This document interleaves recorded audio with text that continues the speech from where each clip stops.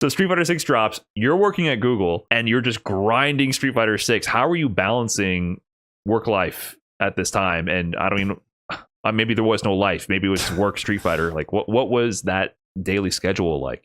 Yeah, I mean it was pretty much just work Street Fighter, I feel like.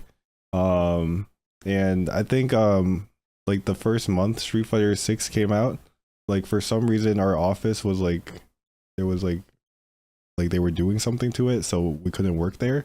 So we were just working at home like that for whole first month. So I was definitely just like sneaking in time to just make YouTube videos and stuff and play the game. Yeah.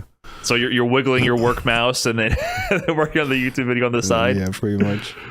Were you still able to like actually manage performing at your job? Like, was there any difficulty, or did you get caught like not like slacking off? Like how did that go? Because you were doing this for months then.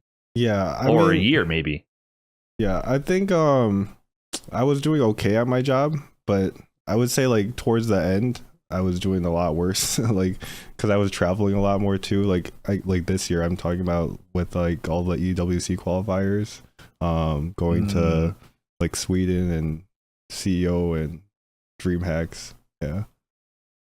Yeah, like so how can you even justify that to your employer? Like were you really restricting your time off for the travel? Because when I used to work in office and travel a lot for CPT, I would do things like I would fly out Friday night.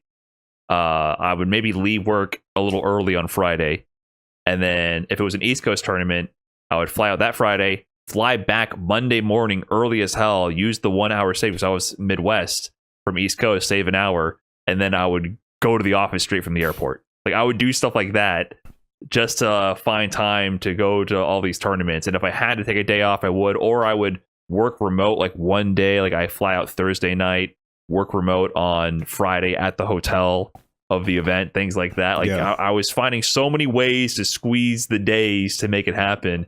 And looking back at that, I thought like I was gonna kill myself doing that. Like I really looking back on that era, I was like, there's no way I could survive that life for more time, right? Like COVID and working from home and limiting the travel like allowed me to like recharge and rest. So were you finding yourself in a similar position at this time to try to budget your time with traveling? Yeah, that's kind of like the final like straw, I guess, that kind of made me decide to quit, was just like the amount of travel I was doing. I definitely felt like I was probably gonna burn out.